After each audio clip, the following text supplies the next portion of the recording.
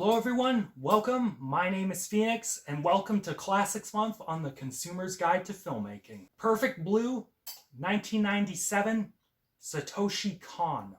This film tells the story of a pop singer named Mima.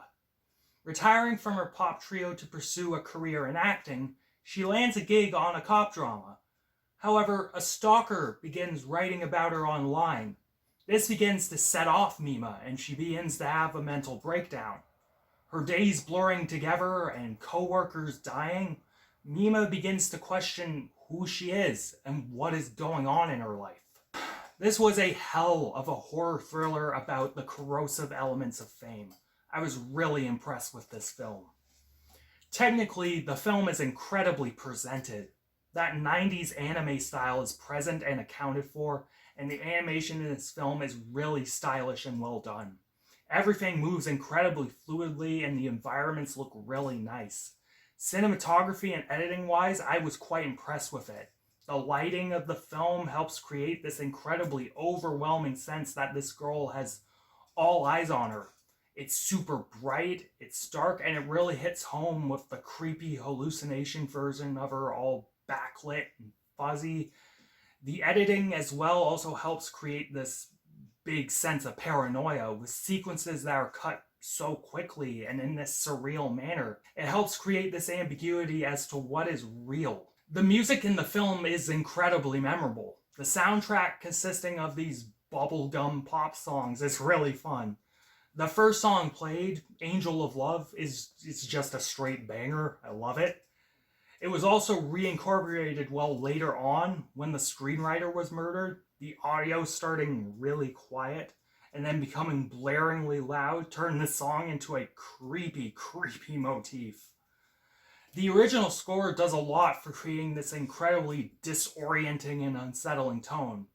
Clattering noises, jarring keyboard sounds emphasize how this woman is snapping under pressure, and it's brilliant. Writing-wise, I think the film has many strong elements, but it could be stronger. The script has moments where it becomes super overwritten and obnoxious, like an anime would become, but it also has these random and incredibly subtle moments of dialogue that enhance the themes and gets you really thinking.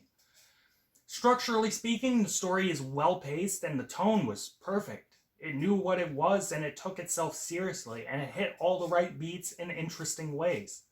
The final plot twist actually took me aback, as it was both surprising and it was really well set up and written. The film handles the themes of fame and obsession with famous people. Mima is like hot shit when it comes to pop stars, and she has a big-time fan base.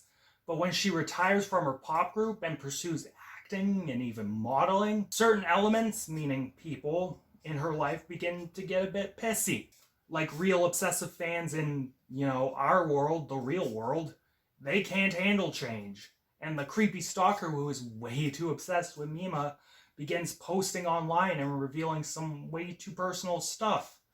Mima, with her life changing and all this pressure on her, she begins to have a mental breakdown, like I mentioned earlier. Days begin to bleed into each other, and her reality is becoming distorted. Even celebrities have their mental health issues, and having the pressure of being famous on your shoulders can be backbreaking. Then at the end, we discovered that Mima's manager, Rumi, was behind everything the entire time. This manager was so obsessed with keeping Mima's image pure that she started to become delusional and think she was Mima, the real Mima, and that the actual Mima, the main character, was an imposter.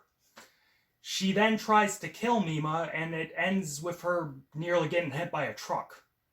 The image of Rumi with blood on her face on the street is quite iconic, and it's very stark. It draws quite a parallel to the Bjork stalker and his unhealthy obsession with a celebrity's purity, as people on 4chan would say, she's pure and not for sexuals. Yeah, fuck.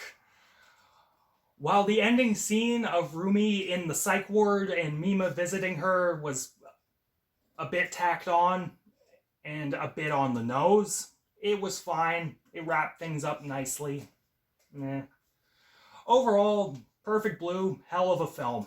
Despite some of its anime trappings, it is an incredibly efficient and engaging thriller. The filmmaking is top notch, and its thematic elements are startlingly timeless and relevant even to this day. Recommended. I'm feeling an 8.5 to a 9 out of 10 on this one. It could be just a solid 9 on a second viewing, but we'll see. Catch you later, guys.